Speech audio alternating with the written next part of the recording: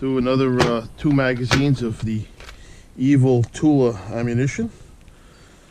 I just did a video on first 60 rounds. It's gun's warm. So let's see if I get any stuck casings.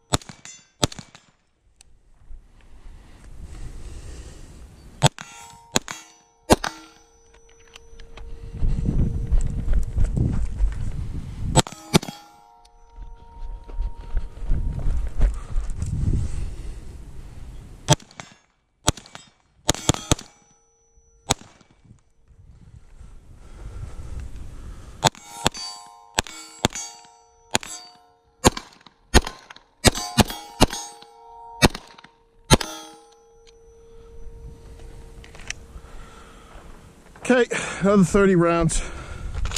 That proves gun does eat the Tula, and I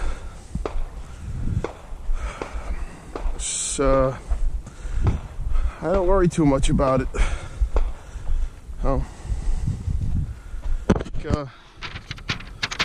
still, I think you're still dead, whether you use Tula or Federal.